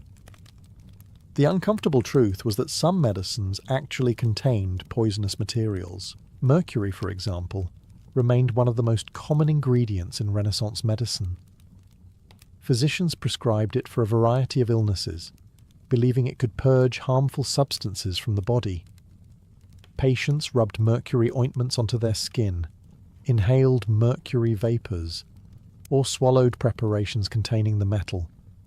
Many became desperately ill from the treatment itself. Excessive drooling, swollen gums, loose teeth, tremors, and exhaustion were considered unfortunate signs that the medicine was working. The cure often proved nearly as dangerous as the disease. Other remedies contained antimony, lead compounds, or powerful herbs that had only a narrow margin between helping and harming. A skilled physician might prepare a useful dose. An inexperienced apothecary or a dishonest one could easily produce something far more dangerous. This is why apothecaries occupied such an important position in Tudor society. They gathered herbs, imported exotic spices, ground minerals into powders, and prepared medicines according to a physician's instructions. Their workshops resembled curious combinations of kitchens, laboratories, and spice shops. Shelves overflowed with dried plants, glass jars, oils, roots, resins, and ingredients whose names alone sounded mysterious enough to inspire confidence or concern. Because medicines were prepared by hand, quality varied enormously. Two remedies made from the same recipe might differ considerably depending on the purity of the ingredients or the skill of the person mixing them. Mistakes happened. Measurements were imprecise. Labels could be confusing. Occasionally, patients suffered simply because the wrong herb had found its way into the mixture. Naturally, every unexpected death invited fresh rumours. If a nobleman died after taking medicine, some whispered that the physician had been bribed. Others suspected the apothecary had substituted ingredients. Still others imagined foreign agents had somehow infiltrated the royal household. More often than not, the truth was far less dramatic. Medicine during the 16th century remained an uncertain science, and many treatments simply failed. The king's doctors understood this better than anyone. They examined urine, felt pulses, studied the colour of the patient's skin, and consulted ancient medical texts in search of answers. They genuinely wanted to heal their royal patient. Unfortunately, they were trying to treat illnesses they barely understood with remedies that were sometimes hazardous themselves. For the Tudor monarch, then, danger came not only from enemies hiding poison inside a feast, but occasionally from loyal physicians trying their very best to keep him alive. In a court filled with suspicion, even the bottle marked medicine could inspire a cautious glance before the first swallow. After everything we've explored, food tasters, guarded kitchens, elaborate ceremonies, suspicious medicines, and horrifying punishments, you might wonder whether the Tudors were genuinely surrounded by poisoners or simply surrounded by fear. The answer, as is so often the case in history, lies somewhere comfortably in the middle. Poison certainly existed, and political murder was hardly unknown in Renaissance Europe. Kings, princes, bishops, and wealthy nobles possessed fortunes, land, and influence worth killing for. Remove one important person, and an entire kingdom's balance of power might change overnight. The motive was real. The opportunity occasionally existed. Yet historians generally agree that poisoning was far less common than people at the time believed.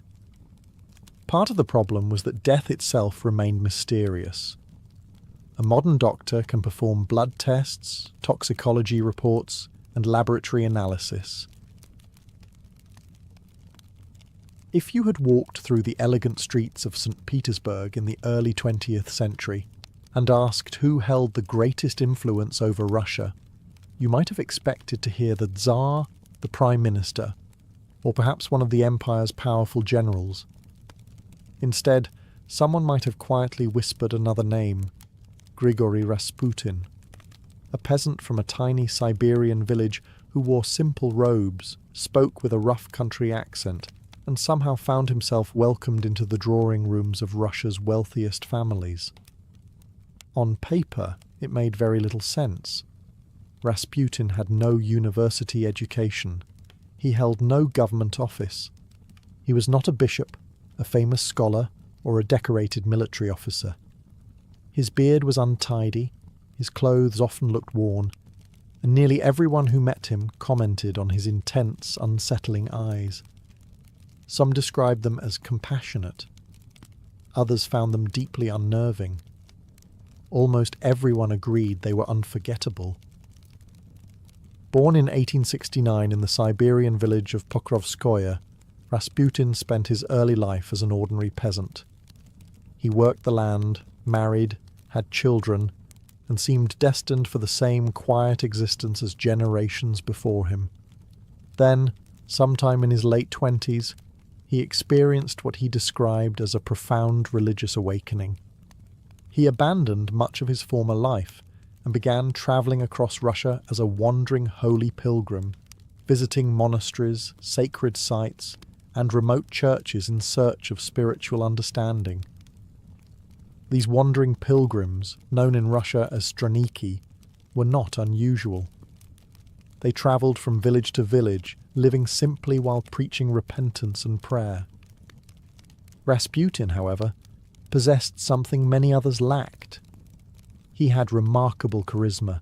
He spoke without the polished language of educated clergy. His words were direct, emotional, and deeply personal. Rather than delivering complicated theological arguments, he talked about sin, forgiveness, suffering, and God's mercy in language ordinary people immediately understood. Some listeners found him inspiring. Others considered him dangerous. Very few remained indifferent. When Rasputin eventually reached St. Petersburg around 1903, Russia's capital was experiencing a spiritual crisis of its own. The city's aristocracy possessed immense wealth, but often felt dissatisfied with the formal rituals of the Orthodox Church. Across Europe, educated elites had developed a fascination with mysticism, faith healers, seances, and unusual religious teachers. Many noblewomen attended spiritual salons where conversations drifted effortlessly between philosophy, prayer, and the supernatural. Into this fashionable world walked a barefoot Siberian peasant who seemed completely authentic. Unlike polished church officials, Rasputin appeared untouched by ambition or sophistication. He spoke passionately, prayed intensely, and gave the impression that his faith came from genuine experience rather than careful study. For many aristocratic women, exhausted by court etiquette and endless formalities, this authenticity proved irresistible. They did not initially seek him because of scandal or romance. They came seeking spiritual guidance, comfort, healing, or simply the chance to meet a man whose reputation had begun spreading through the capital, almost like a whispered legend. None of them could have imagined that this unlikely pilgrim would soon become one of the most controversial figures in Russian history. Nor could they know that the growing number of women visiting his apartments would eventually fuel rumours so extraordinary that they would outlive the Russian Empire itself. When people hear Rasputin's name today, they often imagine scandal, political intrigue, or the dramatic stories surrounding his death. But that is not why most women visited him in the beginning. They came because they believed he could heal them, or someone they loved. At the start of the 20th century, medicine remained frustratingly limited. Doctors could perform impressive surgeries for the era, but many illnesses still had no reliable treatment. Antibiotics had not yet been discovered. Mental health was poorly understood.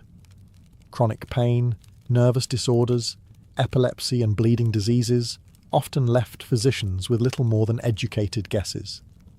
When conventional medicine reached its limits, people naturally looked elsewhere. Russia had a long tradition of holy men, wandering pilgrims, monks and mystics who were believed to possess special gifts. Some were respected by the Orthodox Church, while others existed on its fringes. Ordinary peasants frequently sought blessings from these spiritual figures, asking them to pray over sick children, comfort grieving families, or offer guidance during difficult times. What made Rasputin unusual was that he attracted not only poor villagers, but also members of the highest aristocracy. Many wealthy women in St. Petersburg lived lives of extraordinary privilege, yet they often carried burdens invisible to the outside world. They experienced miscarriages, lost children to disease, struggled with depression, or lived in unhappy marriages arranged for political or financial reasons. Society expected them to appear graceful and composed regardless of their private suffering. Rasputin offered something many felt they could not find elsewhere: someone who listened. Visitors frequently described his ability to make conversations feel intensely personal. Rather than delivering long sermons, he asked questions, encouraged confession, prayed with people, and spoke as though he genuinely understood their fears. Whether this reflected supernatural insight or remarkable emotional intelligence remains a matter of debate. Whatever the explanation, many people left feeling calmer than when they had arrived. Prayer formed the centre of nearly every meeting. Rasputin believed sincere faith could accomplish what medicine sometimes could not. He encouraged visitors to trust God, abandon despair, and seek spiritual peace rather than obsessing over their suffering. Even modern psychology recognizes that a calm, reassuring presence can reduce anxiety and help people cope with illness. That does not mean miraculous healing occurred, but it may help explain why so many believed they felt better afterward. His greatest reputation as a healer emerged through the imperial family itself. The heir to the Russian throne, Tsarevich Alexei, suffered from haemophilia, a genetic disorder that prevented normal blood clotting. Even a relatively minor injury could become life-threatening. Doctors could do almost nothing to help him, and every new bleeding episode plunged the royal family into panic. On several occasions, after Rasputin prayed for the young prince, or even sent reassuring telegrams from hundreds of miles away, Alexei's condition appeared to improve. Historians continue to debate exactly why.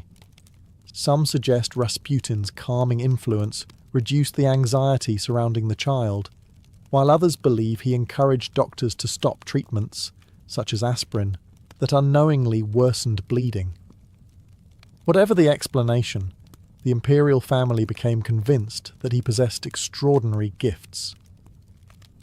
From that moment onward, Rasputin's reputation spread through Russian high society with astonishing speed. If the mysterious Siberian pilgrim could comfort the heir to the throne, perhaps he could also heal anyone else. Before long, the line of women hoping to see him grew longer than ever, and with every new visitor came another story, some sincere, some exaggerated, and some that would soon become impossible to separate from myth.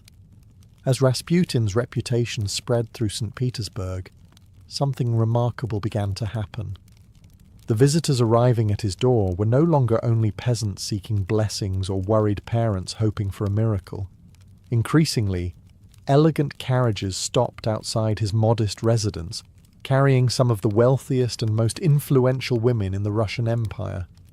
To outsiders, it seemed almost absurd. Why would countesses, princesses, and society ladies, women who could afford the finest doctors, the grandest churches, and every luxury imaginable, choose to spend hours listening to a bearded Siberian peasant with rough hands and little formal education? The answer begins with understanding the strange loneliness of Russia's upper class. Life among the aristocracy appeared glamorous from the outside. Grand palaces glittered beneath chandeliers. Lavish balls filled enormous halls with music and dancing. Servants attended to nearly every need. Yet beneath all that elegance, many noblewomen lived surprisingly restricted lives. Marriages were often arranged for status rather than affection. Every public appearance demanded perfect manners. Every conversation was governed by strict etiquette. Every mistake risked becoming tomorrow's gossip throughout the capital. Very few people spoke honestly. Rasputin did. He addressed duchesses exactly as he addressed peasants. He showed little concern for titles or noble rank. Some aristocrats found this behaviour insulting. Others found it strangely refreshing. For women accustomed to constant flattery and careful politeness, meeting someone who ignored social conventions entirely could feel almost liberating. Many gatherings took place in private apartments rather than churches. Visitors sat together while Rasputin prayed, discussed scripture, or spoke about repentance, humility, and the struggle against temptation. The atmosphere was often informal. Rather than delivering polished sermons from a pulpit, he encouraged conversation. Guests asked personal questions about grief, marriage, faith, illness, and family problems. Several women later described these meetings as deeply emotional experiences. Rasputin possessed an unusual ability to make people feel they had his complete attention. Whether speaking to a princess or a servant, he maintained intense eye contact and listened carefully before responding. Modern psychologists might describe this as exceptional interpersonal skill. His followers saw something far more mysterious. Word spread quickly through St. Petersburg's exclusive social circles. One noblewoman told another that the Siberian holy man had comforted her after the death of a child. Another claimed he had helped restore her faith during a difficult marriage. Others insisted his prayers brought them remarkable peace. Each story attracted new visitors, and each new visitor carried another story back into aristocratic society. Of course, not everyone came seeking spiritual guidance. Curiosity proved just as powerful as faith. Rasputin had become one of the city's most talked-about figures. Some women simply wanted to see whether the rumours were true. Was he genuinely holy? Did he really possess hypnotic eyes? Could he truly predict events or heal the sick? Visiting Rasputin became almost a social phenomenon among certain circles of the capital. This growing popularity also had an unintended consequence. The more frequently wealthy women were seen entering and leaving Rasputin's home, the more gossip began to circulate. Political enemies, newspaper writers, and jealous members of the aristocracy watched these visits with increasing fascination. Before long, innocent meetings devoted to prayer and conversation were being transformed into stories of secret affairs, hidden rituals, and dangerous influence. Rasputin's reputation was no longer being shaped by the people who knew him. It was being rewritten by those who had never set foot inside his room. As more women visited Rasputin, St. Petersburg's rumour mill began working overtime. It did not matter that many meetings consisted of little more than prayer, conversation, and spiritual advice. To people outside his circle, appearances told a far more exciting story. Elegant noblewomen arrived at the apartment of a rugged peasant late into the evening, stayed for hours, and left speaking of his extraordinary gifts. For a city that thrived on gossip, the temptation to invent the rest was almost irresistible. Rasputin certainly did little to discourage speculation.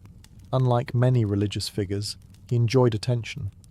He dressed simply but carried himself with remarkable confidence. He spoke freely with women, laughed easily, and seemed completely comfortable ignoring the rigid social boundaries that governed aristocratic society.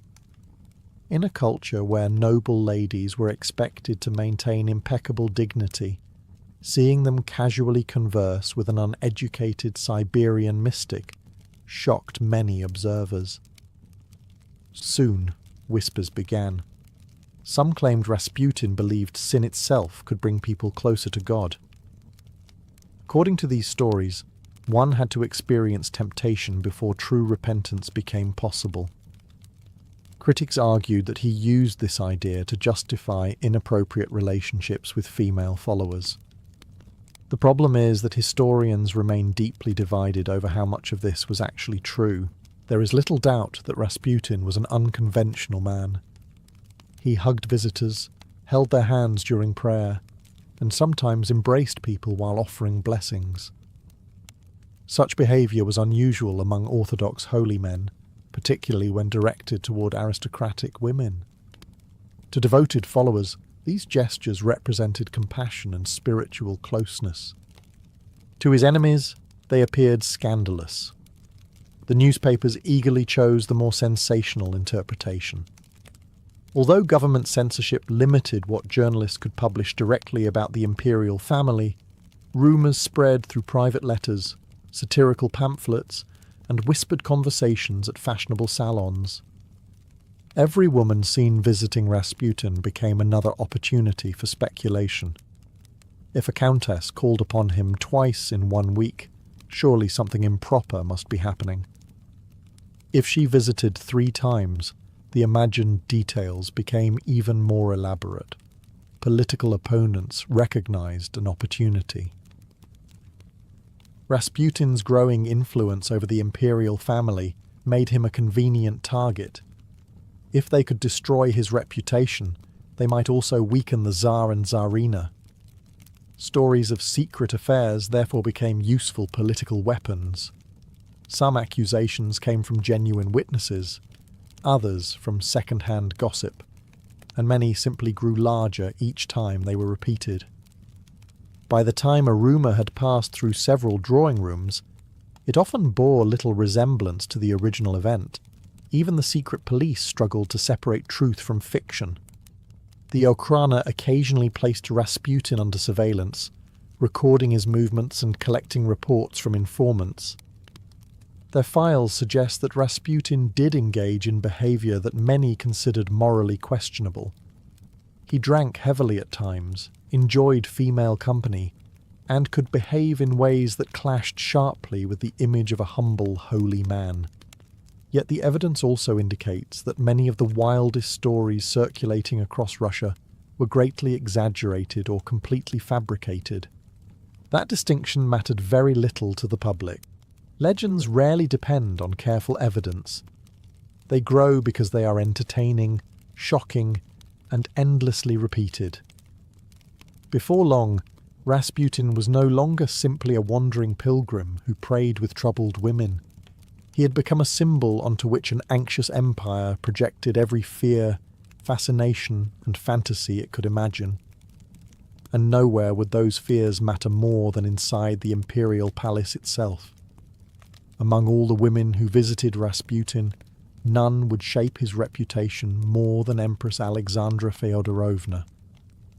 Their relationship became one of the most controversial in Russian history, inspiring countless rumours that still circulate today. Yet if we strip away the sensational headlines and examine why the Tsarina trusted him, the story becomes far less scandalous and far more tragic. Alexandra was living with a fear that almost no one outside the imperial family fully understood. Her only son, Tsarevich Alexei, suffered from haemophilia, an inherited disease that prevented his blood from clotting properly. A simple bruise could become life-threatening. A fall while playing could leave internal bleeding that doctors were powerless to stop. Every ordinary childhood accident became a potential disaster. The imperial physicians did everything they could, but early 20th century medicine offered few answers. They prescribed rest, various medications, and endless observation, yet Alexei continued to suffer terrifying episodes. The Tsarina watched her son endure agonizing pain, while the finest doctors in Russia admitted there was little they could do. Then came Rasputin. Whenever the young heir experienced one of his attacks, Alexandra often turned to the Siberian holy man. Sometimes he travelled to the palace and prayed beside Alexei's bed. On other occasions, he simply sent a telegram urging the family to remain calm and trust in God. Remarkably, several of these episodes appeared to improve shortly afterward. Modern historians have proposed several explanations. Rasputin's calm presence may have reduced the anxiety surrounding the boy, allowing him to rest more peacefully. Some researchers believe he persuaded doctors to stop giving Alexei aspirin, which unknowingly thinned the blood and worsened bleeding. Others suggest coincidence played a significant role. Whatever the true explanation, one fact is beyond dispute. Alexandra became convinced that Rasputin could save her son's life. From that moment forward, her trust in him became almost absolute. To the Tsarina, Rasputin was not a political advisor or a mysterious magician. He was the man who repeatedly brought comfort when every expert had failed. Any mother who believed someone could ease her child's suffering would likely cling to that hope with extraordinary determination. Unfortunately, the rest of Russia saw something entirely different. Members of the aristocracy noticed the peasant visiting the imperial palace with surprising frequency. Government ministers heard stories that the empress sought his advice before making important decisions. Foreign diplomats reported strange rumours back to their own governments. Newspapers, restricted by censorship, hinted darkly that an unknown force had gained influence over the throne. Before long, imagination filled every gap. Some claimed Rasputin secretly controlled the Tsarina. Others insisted he manipulated government appointments, directed military policy, or whispered commands directly into the empress's ear. The most outrageous rumours accused them of carrying on a romantic affair, despite historians finding no credible evidence to support such claims. The story spread because it explained what many people could not otherwise understand. Why would an empress place so much trust in an uneducated Siberian peasant? In reality, Alexandra's devotion grew from desperation rather than romance. But in an empire already shaken by political unrest, military failures, and growing public anger, truth mattered less than perception. Every visit Rasputin made to the palace strengthened the belief that mysterious forces were influencing the Romanov dynasty. By the time the First World War engulfed Russia, the holy man had become far more than a spiritual advisor. To millions of Russians, he had become the living symbol of everything they believed was going wrong with the empire. As criticism of Rasputin grew louder across Russia, something equally remarkable happened. The attacks did not drive his followers away. In many cases, they strengthened their loyalty. Every newspaper accusation, every mocking cartoon, and every whispered scandal convinced his supporters that the holy man was being persecuted precisely because he spoke uncomfortable truths. This was not unusual in religious history. Many charismatic spiritual leaders have attracted two completely opposite reactions at the same time. To some, they appear wise and compassionate. To others, they seem manipulative and dangerous. Rasputin inspired exactly this kind of divided opinion. Very few people regarded him as merely ordinary. Among his closest followers were women who believed he had transformed their lives. Some said he had restored their faith after years of spiritual emptiness. Others believed his prayers had helped them recover from illness or survive periods of overwhelming grief. Several noblewomen later wrote that Rasputin possessed an extraordinary gift for making people feel seen.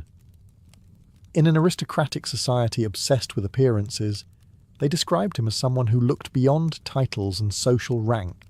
Whether these experiences reflected genuine spiritual comfort or the remarkable power of suggestion remains impossible to determine. What matters historically is that the women themselves believed they had encountered something extraordinary. Many returned again and again. Rasputin's gatherings became regular events. Visitors arrived seeking advice about marriages, family disputes, illness, religious doubts, or simply the loneliness that often accompanied life among the Russian elite. They prayed together, discussed scripture, confessed personal struggles, and listened while Rasputin offered encouragement in his own plain, emotional style. Unlike many educated priests, he rarely quoted complicated theology. Instead, he spoke in stories. He compared faith to planting seeds, forgiveness to cleaning a dirty window, and pride to carrying unnecessary weight on one's back. His language was simple enough for peasants, yet meaningful enough to captivate members of the imperial court. That unusual combination helped explain why audiences from completely different social classes felt equally drawn to him. Critics, however, saw something very different. They argued that Rasputin deliberately surrounded himself with wealthy female admirers because they provided gifts, influence, and protection. Expensive clothing, generous donations, comfortable apartments, and invitations into noble homes certainly suggested that his growing fame brought considerable advantages. Even some church officials questioned whether a man who claimed to embrace humility should enjoy such comforts. His supporters answered these accusations with remarkable consistency. They insisted the gifts were freely offered out of gratitude rather than requested. They argued that people misunderstood Rasputin because they judged him by appearances instead of listening to his message. Every attack from newspapers, politicians, or church leaders only reinforced their conviction that an innocent holy man was being slandered by jealous enemies. The division became so intense that Russia seemed unable to agree on who Rasputin actually was. Was he a gifted spiritual advisor comforting desperate people? A clever manipulator exploiting vulnerable followers? A sincere believer whose flaws became wildly exaggerated? Or something that contained pieces of all three? By the outbreak of the First World War, those competing images had become impossible to separate. Rasputin no longer belonged solely to the people who met him. He belonged to public imagination. And in times of national crisis, legends often become far more influential than facts. By the winter of 1916, Rasputin had become one of the most hated men in Russia. To his followers, he remained a humble servant of God who had been unfairly slandered by jealous aristocrats and ambitious politicians. To his enemies, he was a corrupt mystic whose influence over the imperial family threatened the future of the empire itself. Few public figures had ever inspired such fierce disagreement. A growing number of nobles reached a startling conclusion. If Russia was to be saved, Rasputin had to disappear. Leading the conspiracy was Prince Felix Yusupov, one of the wealthiest men in the empire. Joining him were Grand Duke Dmitry Pavlovich, a cousin of Tsar Nicholas II, and several other aristocrats who believed they were acting out of patriotism. Their plan was simple, at least on paper. Invite Rasputin to Yusupov's palace, murder him quietly, and remove the man they blamed for the monarchy's declining reputation.